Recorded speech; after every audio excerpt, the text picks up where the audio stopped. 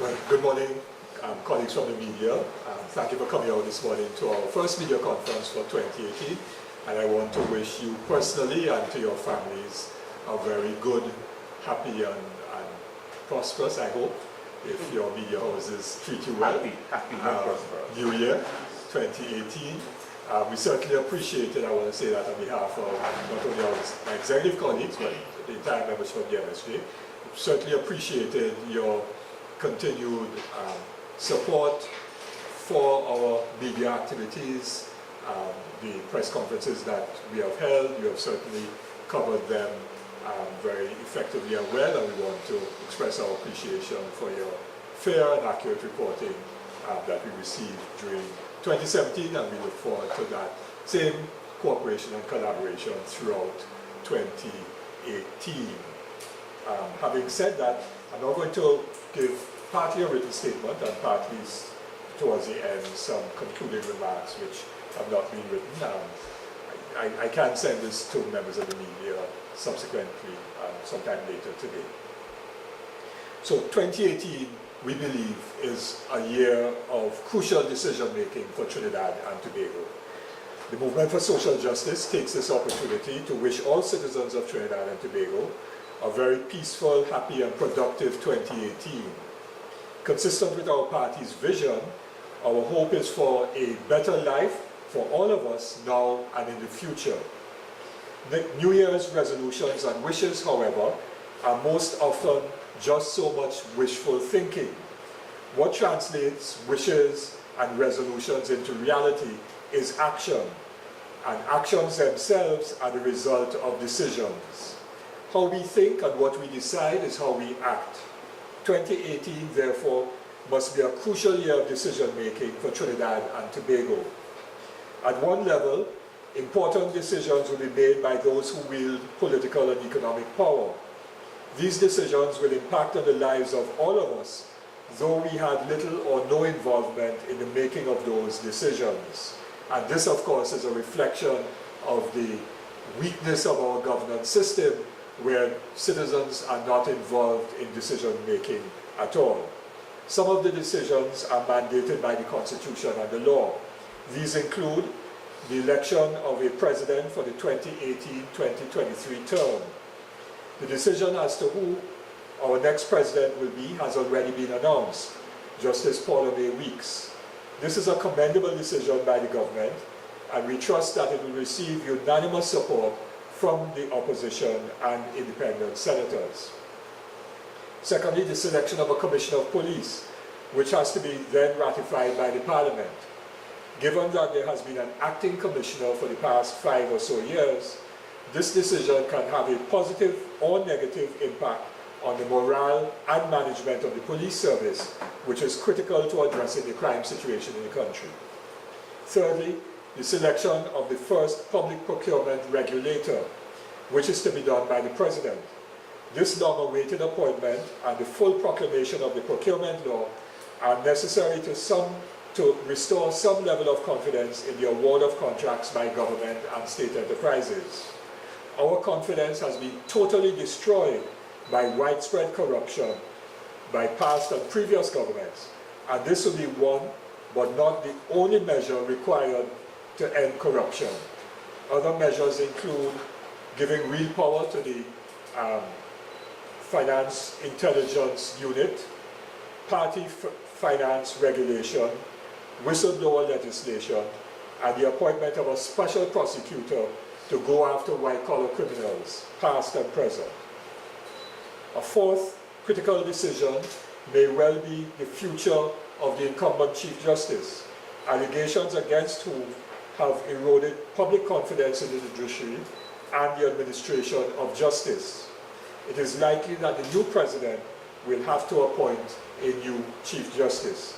And it will be pointed out that the president appoints the Chief Justice in his, or perhaps in this case, in her own, within her own purview. Only consultation with the Prime Minister and Leader of the Opposition is required. There is no requirement to take the advice of either of them. There are other decisions that are not mandated by law, but are determined by policy and political will. The country requires good decisions to be made with respect to the Tobago Sea and Air Bridge. The present situation is totally unacceptable and has been for the better part of the last year. The Rowley government has so far failed time and time again to make the right decisions about the transport links between our two islands, to the detriment in particular of Tobagonians. Second major decision that is required is the fight against crime. Successive governments have failed to deal with the country's crime problem. This is because neither the PNM nor the UNC really want to challenge the entrenched status quo, whether it is those involved in white-collar crime and corruption, or violent murders, or the drug trade, or the gun trade. Neither party has tackled reform of the education system, the prison system, the criminal justice system, or has been concerned about the growing inequality of wealth and income, and therefore of opportunity for all our citizens. Unless decisions are made to address these root causes of crime, then we will all continue to live in a state of insecurity. Local government reform, which disappeared from the PNM's agenda after the local government elections of 2016. Unless we have proper reform of local government, there will continue to be major problems in our communities, from garbage collection to drainage. Reform of the laws that govern the Tobago House of Assembly, so that Tobagonians have the autonomy that they desire and have the right to. The economy. The Rowley government has not demonstrated any plan, nor do they seem to have any ideas about how to transform the economy of Trinidad and Tobago. The result is that our economy is adrift, seemingly waiting for a tide of rising oil and gas prices and production to get it moving again. This lack of decision-making is really just wishful thinking at its worst, and will only take us to the point where the state of the economy becomes shipwrecked. It is to be remembered that the UNC, when in charge for 5 years, made decisions that took us close to being shipwrecked. So we know that they have not a clue about what needs to be done.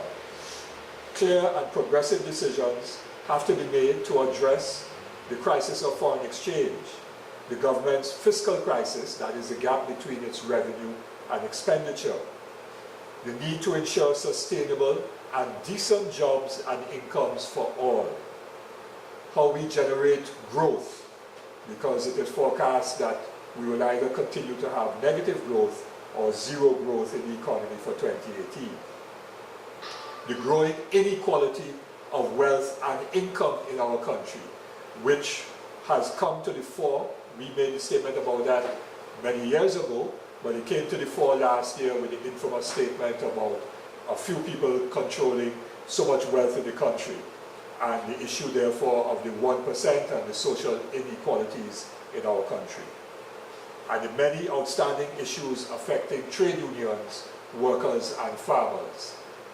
Citizens of Trinidad and Tobago, these are but some of the major issues that require urgent and proper decisions by those who wield political and economic power. There are many, many more. The MSJ is of the very strong view that, based on the total absence of leadership and vision offered by the parliamentary parties, we cannot look to them to make the right decisions that will result in a better life for all of us now and in the future.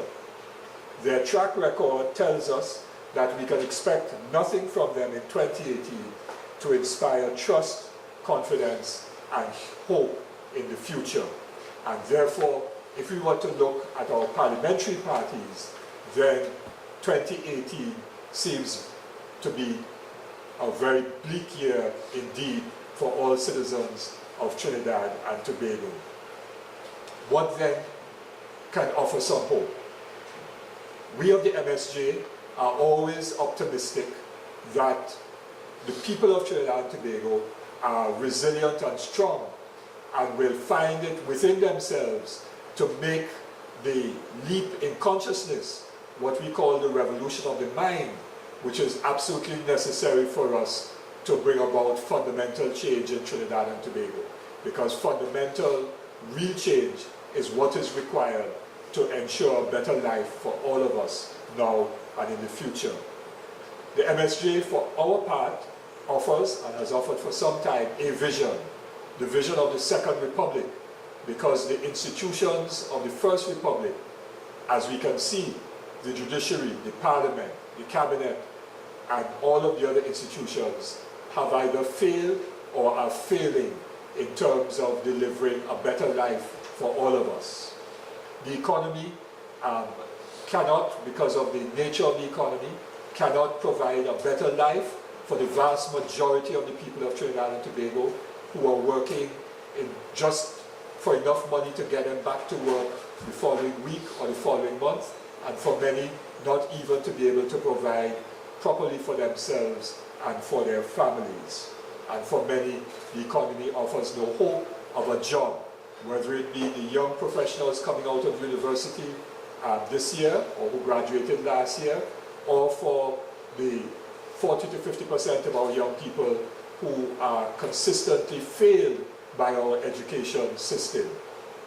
Our healthcare system continues to fail thousands of citizens who have to struggle in terms of accessing decent healthcare in our public institutions and don't have the money to go to private hospitals and to private doctors. We have offered, in terms of the economy, the only idea to change the state of our economy. We have offered the idea of the social economy, where wealth and income can be generated in communities, and so people at the grassroots can have enough income and wealth for themselves and their families for generations to come. We have offered the idea of a national reconstruction project to address the crisis of infrastructure, the threat of natural disasters, and the threat of the failure of asset integrity in the hydrocarbon sector, the energy sector, in the oil and gas industries. We have offered hope in the sense that we are the only party that is prepared to challenge the status quo. In fact, our policy document is entitled or subtitled, Challenging the Status Quo. We have no fear of the status quo, those institutions, those who control economic power, those who control political power, those who are involved in criminal activity. We are prepared to challenge all of them, all of that status quo that has us in the mess that we are in today, which mess will get worse in 2018. And we have the track record to prove it. We are not about rhetoric. We don't engage in a set of old talk. We don't engage in personal attacks and vilification of other people in public affairs just to grab headlines, because personal vilification and those kinds of attacks doesn't move the country forward, nor does it bring about a revolution of the mind necessary to bring about fundamental change in the country. But we stand on our track record, as our mission statement says, with integrity and credibility. We listen and work with you, so together we will transform Trinidad and Tobago. We will ensure that every voice and contribution is heard and respected, that everyone is treated fairly and justly, and that our economic system benefits all. Our commitment to you is that we will all live in peace and in harmony with our environment. And in terms of our work plan, later this week, in fact on Thursday, the party's leadership, a number of whom are here with me this morning, to my far left, Ozzy Warwick, our General Secretary, to my immediate left, Deputy Political Leader, Radical Broadbands, to my right, our Public Relations Officer, Alenia Bachan, behind her, Gregory Fernandez, well known to you as our party chairperson, and to his left, our party organizer, Theo Henry, and coming in, but not in your frame, is our education officer, Kevin Agostini.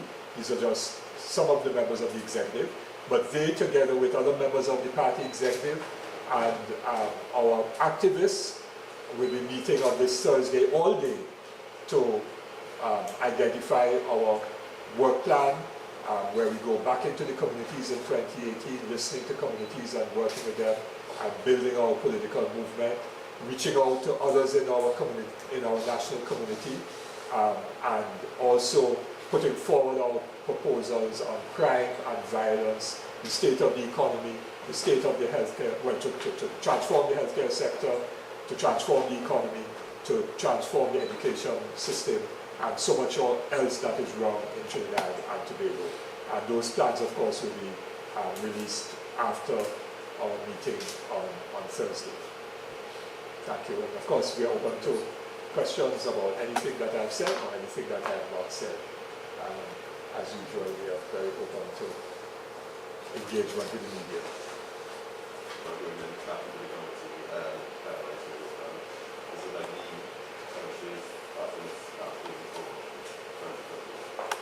Well, at our party congress, you know that we said, and even before that we said we will contest in the 2020 elections.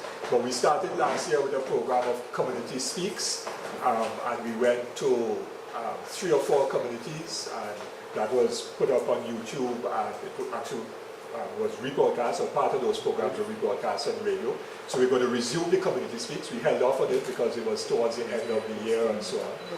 But we're going to resume the Community Speaks, and we will also be resuming, as I indicated at our last press conference in early December, we'll be resuming our citizens intervention programs as well. So we'll be out there in communities and engaging with all sections of the national community through one or other of those 2 activities. And we'll also be doing walkabouts and a ton of other activities as we build our membership and strengthen the work of the party for the task of transforming Trinidad and Tobago, and yes, for the task of the 2020 elections. What is that position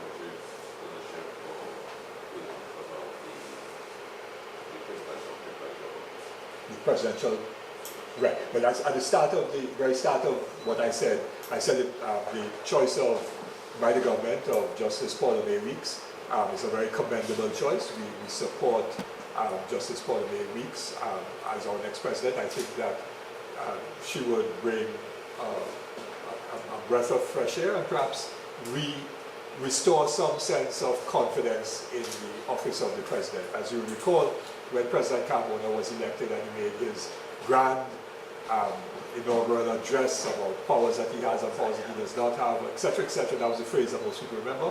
A lot of people felt, a renewed sense of confidence about the office of the president. And I think that many issues arose subsequent to that, including the issue of the housing allowance and other matters that took the shine off the presidential new ball. And so the appointment of Justice Paula May Weeks will, I think, restore some luster to the office of the president, which will be good for Trinidad and Tobago. She lectured for many years at the Hugh Wooding Law School in ethics, and so I'm sure that she will bring a high ethical standard to the office of the president, which is important.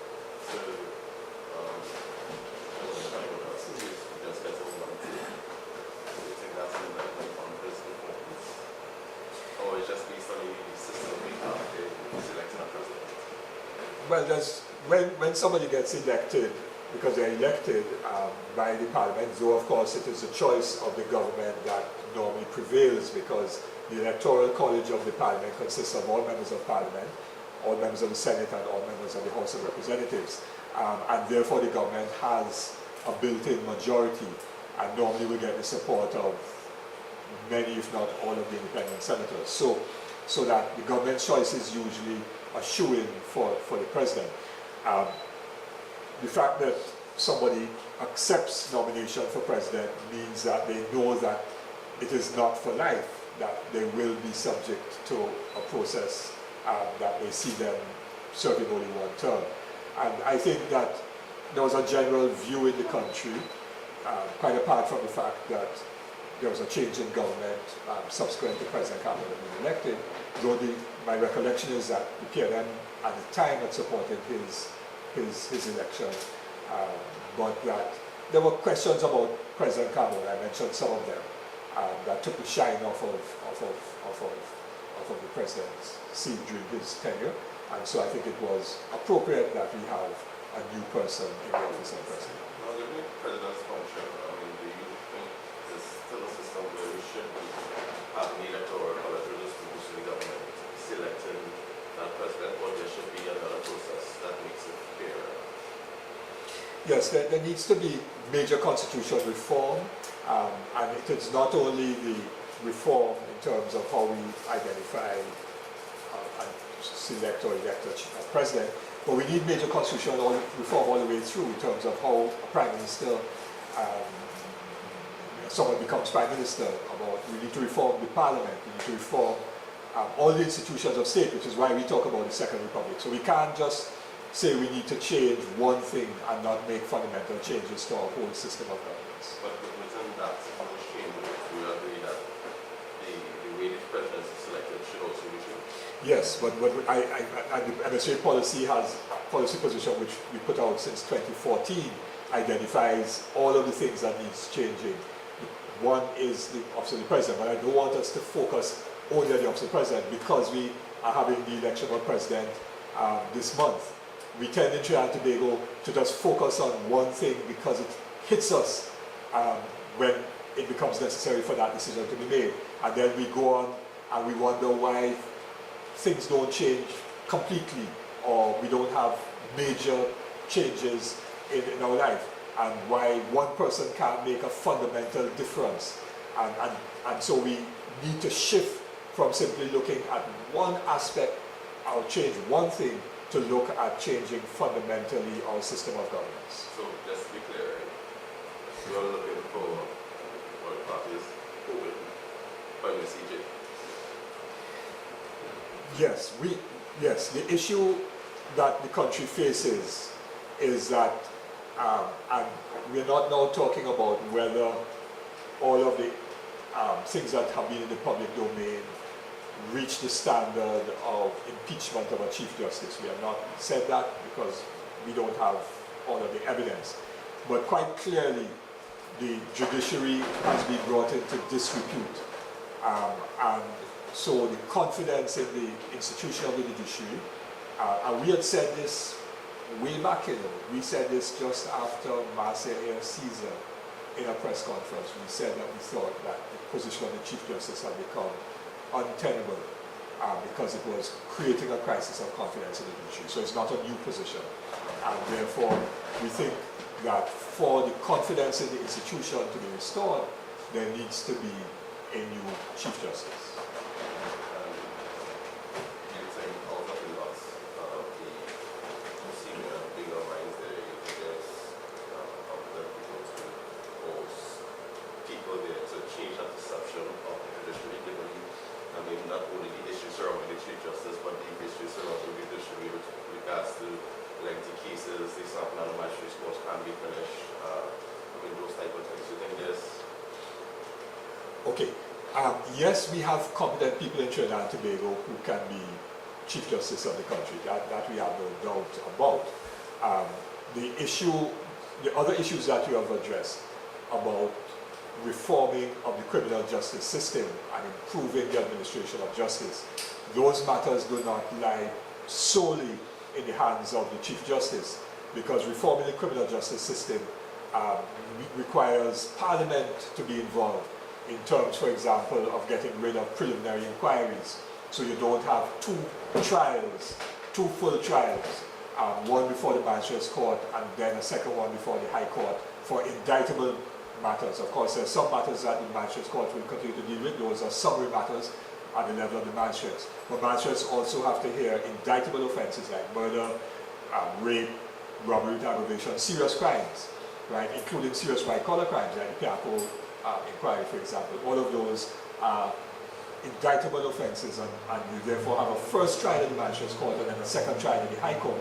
And that process takes way too long, and therefore justice delayed is justice denied. So we need reform of the criminal justice system, which is why we need the Second Republic. Yes, as we come back to giving reasons why we need the Second Republic, and why we need to challenge the status quo, including challenging attorneys who are very comfortable with the system as it is, because the more times they go to court, the more money they make. So we have to challenge all of that. And so it is not only having a new Chief Justice that will get us a better justice system or improving administration of justice. That is just, a new Chief Justice will simply restore some level of confidence in the institution of the judiciary. But we need to have major reform of the prison system, the criminal justice system, which results in people being on remand for decades without going to trial, which creates problems in the prison system, which causes many people to come out of prison inclined to become repeat offenders, to become more hardened criminals. A whole series of things have to be done, which is why I come back to say that only the MSJ has offered the idea of the Second Republic, of fundamental transformation of all of our institutions of state. Okay.